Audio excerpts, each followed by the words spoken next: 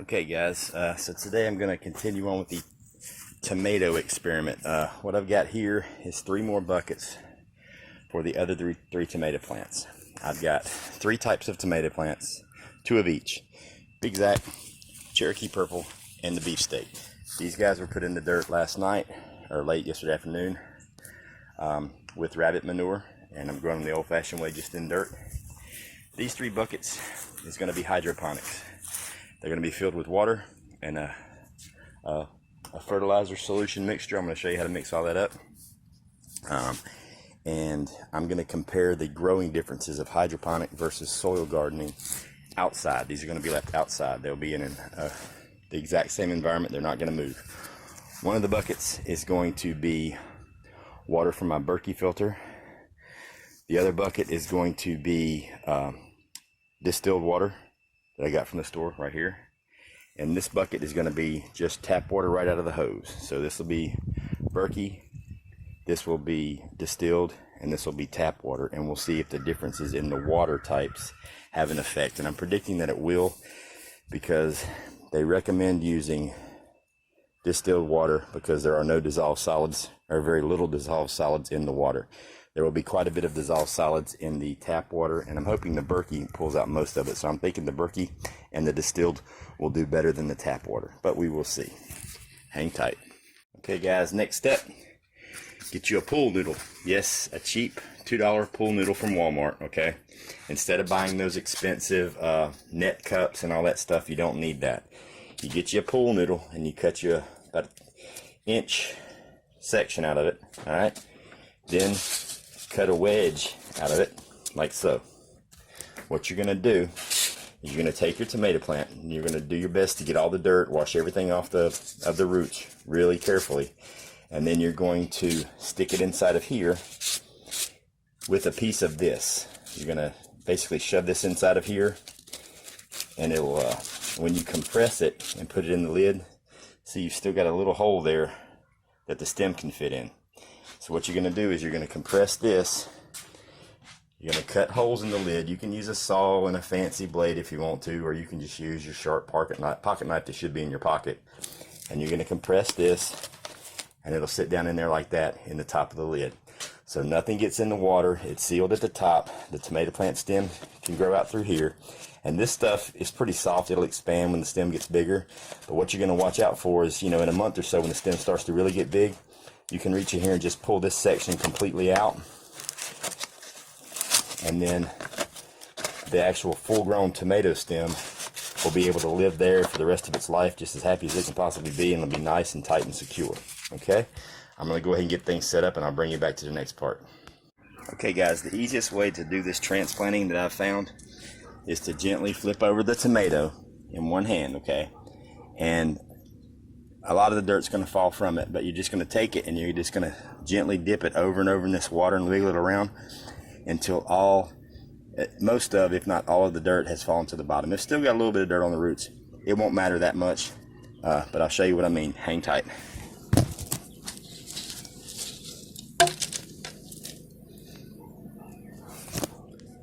Okay, I've pulled it out of the cup. You can see a lot of the dirt has already fallen away from it.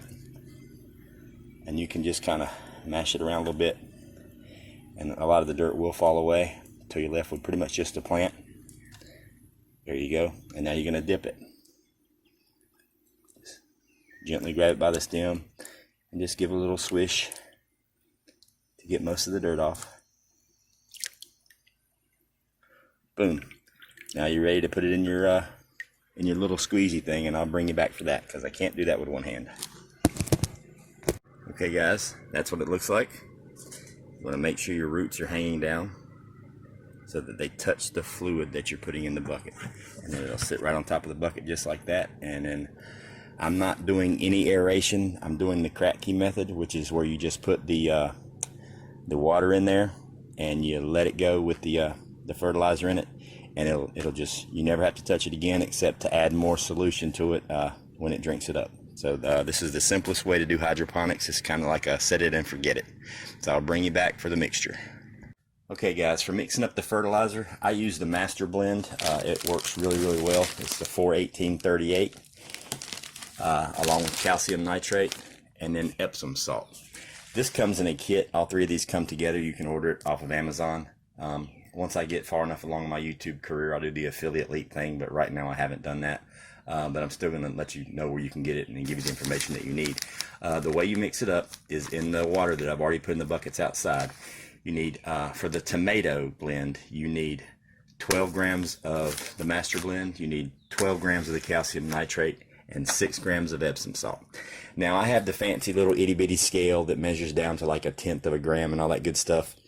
But last year I did a couple of separate buckets with this, and I measured it out perfectly on a scale, and then I just used a teaspoon, because a teaspoon is 0.24 grams. A level teaspoon is 0.24 grams. So you just need 4 teaspoons for a gram. So if I need 12 grams of this, then that, just multiply that times 4. Same thing for this, same thing for this, level teaspoons. I'm going to show you how I mix it up here in the cup in a second, and then I'll take it outside, dump it in the buckets. You want to stir it really good until all this stuff dissolves, and then put your plants in there, and you are done. I will bring you back for the measuring here in a second. Hey guys, welcome back. The measurements I gave you in the last segment were incorrect. 1 teaspoon equals approximately 4 grams. So I would need 3 teaspoons of the Miracle-Gro, 3 teaspoons of the calcium nitrate, and 1.5 teaspoons of the Epsom salt. I've already put the Miracle-Gro and the calcium nitrate in here. I didn't want to bore you with all that measurement. But the reason I'm doing this and I'm not using that fancy scale is because I did it both ways last summer, and I really couldn't tell any noticeable difference. And in a grid down scenario, maybe all you're going to have is a spoon. Maybe you won't have a scale. Maybe you won't have batteries for the scale to work and all that good stuff. So, I mean, I'm just going to show you how I'm doing it, and we'll see how it turns out. But it's a level teaspoon. Just take the back edge of a butter knife and just run it flat. That's a level teaspoon. There's 1. There's 1 for that one.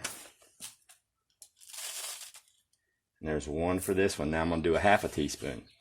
And you could have the fancy measuring cups if you want, but you know what? I'm just gonna guess at what 1/2 teaspoon is. Yeah, that looks about right. That looks, yeah, that's about right. Oh yeah, that'll work. Close enough for government work. And here's the thing. I know that in the past when I've done hydroponics, I was super technical on the measurements and super technical on all this other stuff. And then I got to thinking, you know, in an actual SHTF or grid down situation, you might not be able to be super technical. So maybe you want to go ahead and practice some of this backyard bartending and kind of get your mix right. Because you'll know if you go too hot, because you're going to burn your plants. You know if you went too light, because they're not going to really grow as well. But this is all you need. This little cup is all you need. I'm going to dump each one of these in the 5-gallon buckets outside. Let them stir. I'm going to stir them really good for several minutes and make sure it's all completely dissolved. Then I will set the plants in there and bring you back and show you what it looks like.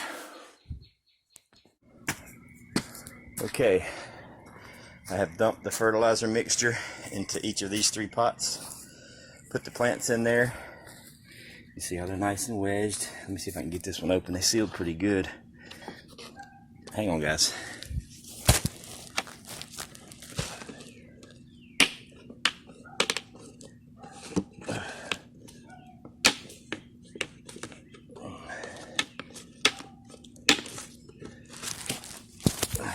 Okay, this is what it looks like. You want to have the roots touching the water. They ain't got to be completely submerged, but touching the water. And this green wants the fertilizers in it. But these cheap buckets from Walmart, they seal pretty good. But that's the end of the process. Just mixed up the fertilizer, put them in the buckets. Make sure the roots are always touching. So you want to take the lid off every week or so and make sure the water's touching.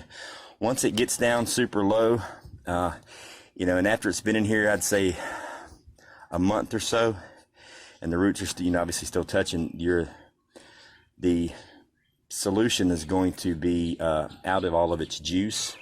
So, you know, in probably 4 months, maybe every 2 to 3 months, maybe 2.5 months, call it 6 weeks, you want to mix up a new batch of solution. You don't want to add it to what's in there. You want to dump out what's in there and put it fresh solution to keep the growth cycle going. But as of right now, we got 6 tomatoes, 2 big Zacks, 2 Cherokee purples, and 2 beefsteaks. One of each are growing hydroponically in Berkey water, distilled water, tap water, to see the difference. And then these 3 are just growing in some really good Miracle Grow dirt with some rabbit manure in there as fertilizer. I gave them a good water last night. And something else I also did, hell, I'll show you my potatoes over here. These things are still going strong. But something else I also did last night, when I made my chicken and chicken broth, I used a whole thing of celery and a couple of onions, and they sat on the counter for about 48 hours before I noticed them. And I was like, crap, I meant to plant those. So I came out here late last night and I went ahead and planted the celery that I used and the onions. You cut the end off with the roots on it and you bury it in the dirt. These may die, I don't know. They sat out for about 48 hours on the counter, so it may be too late for them to do anything, I don't know. But if they're pussy plants and not tough enough to make it, I don't want them to live anyway. So this is a SHTF garden, so that's one of the reasons why I didn't measure this perfectly. You know, I just put the stuff in there. We're going to see how it goes. I did all the perfect measurements by the actual 1/10 of a gram last year versus just guessing and putting it in there, and there really wasn't that big of a difference. But I wasn't growing a huge garden. It was just a couple of tomato plants and a couple of pepper plants. But there we go, and we will see how it turns out. That's the container garden's growing. We got the potatoes going, celery and onions hopefully, and then should have plenty of tomatoes in a few months. All right, guys, I will talk to you later. Like, subscribe, share, all that good stuff.